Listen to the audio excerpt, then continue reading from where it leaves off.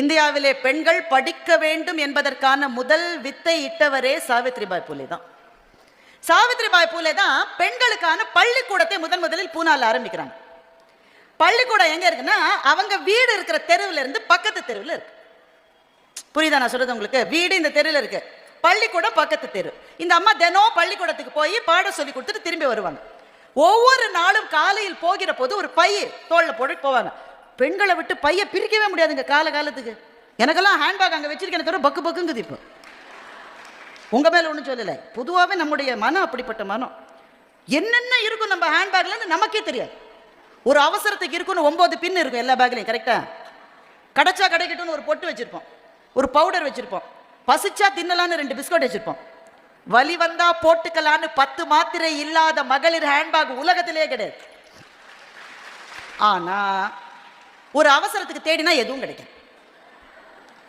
தலைவலின்னு மாத்திரை மாத்திரை கிடைச்சிருச்சுன்னு எடுத்தா எக்ஸ்பயர் ஆயிருக்கும் ஏற்கனவே. இப்போ நமக்கு நம்மளோட உடையே பாருங்களேன், செல்போன் வச்சுக்கிறதுக்கு சௌரியம் இல்லாத உடை. நாம தான் ஃபோனை கீழே அடிக்கடி போகிறோம். எல்லா வீட்லையும் சொல்லி காட்டுவாங்களே வீட்டுக்காரங்க, ஃபோனை வாங்கி கீழே போட்டியா அதுக்கு தான் உனக்கு ஃபோன் வாங்கி கொடுக்க மாட்டேன்னு நான் சொல்கிறேன். சொல்கிறாங்களா இல்லையா? தைரியமாக சொல்லுங்க. ஆமாம், நாமும் கீழே போடத்தான் போடுறோம், இல்லைன்னு சொல்ல முடியாது. அவங்க கீழே போடுறத விட நம்ம அதிகமாக கீழே போடுறோம். ஆனால் அதுக்கு நாம காரணம் இல்லை. நம்ம உடையில கழுத ஃபோனை வைக்கிறதுக்கே இடம் இல்லை. அவங்க நல்ல பேக்கில் வச்சுட்டு கம்பீரமாக இருக்காங்க, நம்ம எங்கே வைக்கிறது? சாவித்ரிபாய் பூலேவும் பேக் வச்சுருந்தாங்க. ஆனால் அந்த பேக்கில் என்ன இருந்தது தெரியுமா? ஒரு புடவை, பிளவுஸ், பாவாடை. இந்த செய்தியை நான் படித்தோன்னு நினச்சேன், அடேங்கப்பா, பக்கத்து தெருவில் இருக்கிற பள்ளிக்கூடத்துக்கு போகிறதுக்கு இன்னொரு ட்ரெஸ்ஸா? நம்ம நினைப்போம் தானுங்க, நினைப்போமா இல்லையா? இப்போ ஒரு நாள் ஊருக்கு போகிறோன்னா ட்ரெஸ், சேஞ்ச் ஆஃப் ட்ரெஸ் வேணும். ஸ்கூலுக்கு போய் 2 மணி நேரம் பாடம் சொல்லிட்டு வரதுக்கு இன்னொரு புடவை, இன்னொரு பிளவுஸா அப்படின்னு நான் நினச்சேன். அப்புறம் தாங்க உண்மை தெரிஞ்சுது. ஏன் தெரியுமா இன்னொரு புடவை எடுத்துகிட்டு போயிருக்காங்க?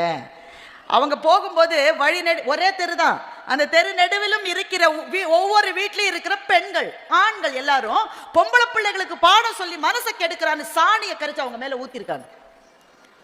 சாணியை கரைச்சி ஊத்தினாலும் பரவாயில்லன்னு பள்ளிக்கூடத்துக்கு போயிட்டு பள்ளிக்கூடத்திலேயே இருக்கிற ஒரு பாத்ரூம்ல திரும்ப குளிச்சு எடுத்துட்டு வந்த புடவையை மாத்திக்கிட்டு பாடம் சொல்லி கொடுத்துருக்காங்க சாவித்ரிபாய் பூலே. இன்னைக்கு இந்த கல்லூரியை பார்க்கிறேன், இந்த வளாகத்தில் எத்தனை பெண் குழந்தைகள் படிக்கிறார்கள். இந்தியா முழுவதிலும் பெண் குழந்தைகள் படிக்க வேண்டும். என்னுடைய சகோதரி சங்கீதாவை பார்க்கிறேன், எத்தனை பிரமிக்கத்தக்க உயரங்களை தொட்டிருக்கிற அந்த சகோதரியை பார்க்கிற போது எனக்கு பெருமையாக இருக்கிறது. என்னென்ன துறைகள்ல ஃபைட்டர் பிளேன் ஓட்டுறாங்க பெண்கள் இன்றைக்கு, ஃபைட்டர் ஜெட் ஃபைட்டர் பிளேன் ஓட்டுறாங்க நம்ம இந்தியன் ஏர்ஃபோர்ஸ்ல. எந்தெந்த துறைகளில் பெண்கள் இல்லைன்னு நீங்க சொல்லுங்க நீங்க. ஆனா இதற்கான அடிப்படை பெண்ணும் படிக்கலாம் என்கின்ற கருத்தாக்கத்தை இந்த மண்ணுக்கு கொண்டு வந்ததில் சுவாமி விவேகானந்தர் அவர்களுக்கு தான் மிகப்பெரிய பங்கு இருக்கிறது. எனவே இந்த மண்ணினுடைய துறவிகள் நம்மை ஆன்மீகத்தின் பக்கம் அழைத்து போனார்கள், உண்மை. ஆனால் அது மாத்திரம் அல்ல, சமூகத்திலே கடைக்கோடியிலே இருக்கிற ஏழைக்கும் கைவிடப்பட்டவர்களுக்கும் கை கொடுக்க வேண்டும் என்பதுதான் இந்த மண்ணினுடைய துறவிகள் நமக்கு சொல்லி தந்து விட்டு போயிருக்கிற மாபெரும் பாடம். இங்கே இருக்கிற ஒவ்வொரு பெண்மணி, நான் சொன்ன மாதிரி எல்லாரையும் பற்றி சொல்லுவதற்கு நிறைய விஷயங்களுக்கு. வீரமங்கை வேலுநாச்சியாரினுடைய படம் இருக்கிறது. வீரமங்கை வேலுநாச்சியாரினுடைய படம் இங்கே இருக்கிறது. அவருடைய கதை உங்களுக்கு தெரியும். இந்த பெண்ணின் பெயர் குயிலி. வீரமங்கை வேலுநாச்சியாரினுடைய அந்த அணியிலே இருந்த ஒரு பெண். குயிலியை பற்றி உங்களுக்கு தெரியும். தன்னுடைய தலைவியான வீரமங்கை வேலுநாச்சியார் வெற்றி பெற வேண்டும் என்பதற்காக தன்னுடைய உடலில் யாகத்திலே போடுகின்ற ஆகுதி போல தன்னைத்தானே கொடுத்து தன்னுடைய தலைவியை ஜெயிக்க வைத்து வெள்ளையர்களை கதி கலங்க அடித்த அந்த பெண்ணினுடைய படம் இங்கே இருக்கிறது. MS அம்மாவினுடைய படம் இங்கே இருக்கிறது. கான்ஃபிடன்ஸ் வேணுமானா வேணும், ஆனா கான்ஃபிடன்ஸுக்கு பின்னாடி பணிவு இருக்கணும். அதுதான் உண்மையான தன்னம்பிக்கை. அதுதான் இந்த மண் நமக்கு சொல்லிக் கொடுக்கிறது. உண்மையான பணிவு எங்கே இருக்கிறதோ அங்கேதான் கற்க வேண்டும் என்கின்ற ஆவல் இருக்கும். இந்த மண்ணிலே வாழுகிற பெண்கள் நீங்க இவ்வளவு பேர் இருக்கீங்க, பார்க்க மகிழ்ச்சியாக இருக்கிறது. உங்களுக்கு நான் சொல்ல விரும்புவது ஒன்று, அதிகமாக நேரம் இல்லை எனக்கு. சொல்ல விரும்புவது ஒன்றே ஒன்று. இங்கே இருக்கிற நான் சொன்ன மாதிரி ஒவ்வொருவரை பற்றியும் பேசலாம். இந்த மூன்றையும் இணைக்க வேண்டும். ஆன்மீகம், தேசியம், கலைகள் என்கிற கலாச்சாரம். அந்த கலைன்னு வருகிற போதே இலக்கியமும் அதிலே இணைந்து விடும். அந்த கலையையும் இலக்கியத்தையும் பிரித்து பார்க்க வேண்டும் என்ற அவசியம் இல்லை. இந்த மூன்றையும் ஒருங்கே தனக்குள்ளே கொண்டதுதான் இந்த பாரத மண்ணினுடைய பெருமையும் சிறப்பும். ஒன்றிலிருந்து ஒன்றை பிரிக்கவே முடியாது. இப்போ நம்முடைய ஆன்மீகத்தில் கண்ணன் என்கின்ற கடவுள் இல்லைன்னு வச்சுக்குங்க, சும்மா ஒரு கற்பனை, கண்ணன் ஒரு கடவுளே இல்லைங்க நமக்கு அப்படின்னு வச்சுக்கோங்களேன். அப்படி என்றால் இந்தியாவிலே ஒரு கலை கூட வாழ்ந்திருக்காது.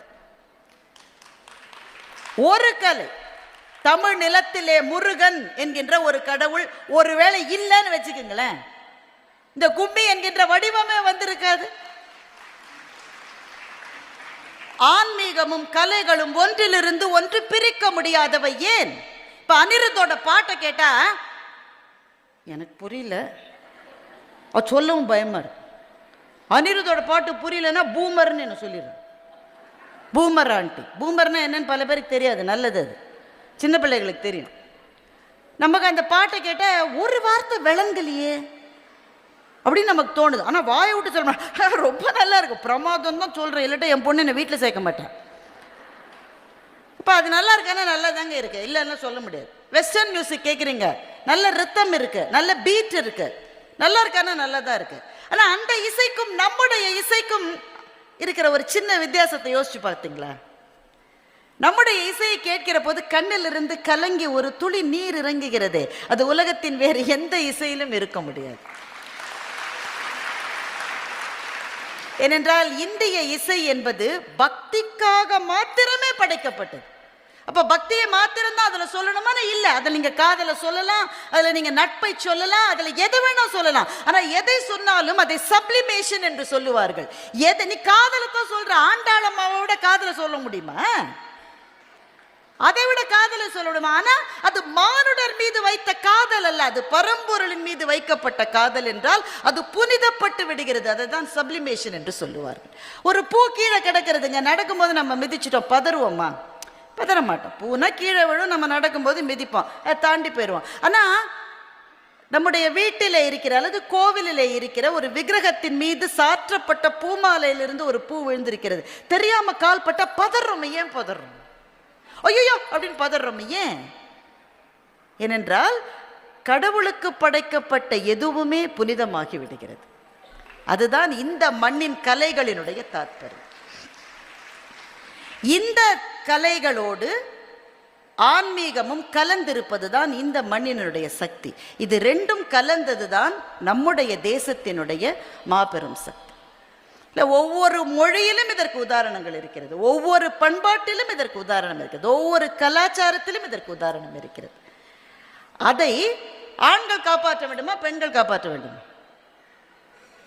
பட்டிமன்றம் இல்லை, எங்க நடுவர் இல்லை, இருந்த பெல் அடிச்சு உட்காந்து வச்சிருவாரு. இரண்டு பேருக்குமான பொறுப்பு. எனக்கு இது பெண்கள் தான் இதை நாங்கள் ஏற்கனவே நிறைய காப்பாத்திட்டு இருக்கோம். ஓவரா எங்க தலைமையில எல்லாத்தையும் வைக்காதீங்க. இப்ப இப்படி சொல்லியே பெண்கள் பொறுமையில் பூமாதேவியை போன்றவர்கள் என்ன அர்த்தம்? கோவம் வந்தாலும் நீ கத்தாதான்னு நமக்கு சைலண்டா சொல்றாங்க. இருவரும் சேர்ந்து செய்ய வேண்டிய பயணம் என்று நான் சொல்லுகின்றேன். பெண் விடுதலை என்பது ஆண்களை எதிர்த்து செய்யப்படுகிற போராட்டம் அல்ல, அது ஆணும் பெண்ணும் சேர்ந்து செய்ய வேண்டிய பயணம்.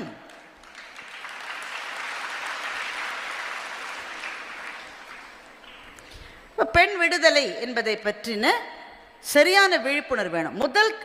முதல் வேலை என்னன்னா, அக்காவுக்கு நிறைய தெரிஞ்சிருக்கும், இந்த 40-50களை தொட்ட பெண்கள் நிறைய பேர் எங்களை மாதிரியான பேச்சாளர்களுக்கெல்லாம் பேசுவாங்க, ரொம்ப அன்போட பேசுவாங்க, ஃபோட்டோ எடுத்துப்பாங்க. அவங்க நிறைய பேர் எங்ககிட்ட கேட்குற கேள்வி என்ன தெரியுமா? தனியாகவே ட்ராவல் பண்ணுவீங்களா? நான் தனியாக தான் ட்ராவல் பண்ணுறோம். தனியாகவே பயணம் போவீங்க? ஆமாங்க. இப்போ என்ன வீட்டை தூக்கிக்கிட்டே வர்றதுக்கு நான் என்ன ஆமையா? ஆமை தான் ஓட்ட முதுகிலே தூக்கிட்டு போவோம். ஆமாங்க, தனியாக. அப்போ வீட்டை யார் பார்த்துப்பாங்க? வீட்டில் யார் இருக்காங்களோ அவங்க பார்த்துப்பாங்க. அதிர்ச்சி ஆயிடுவாங்க சில பேர்.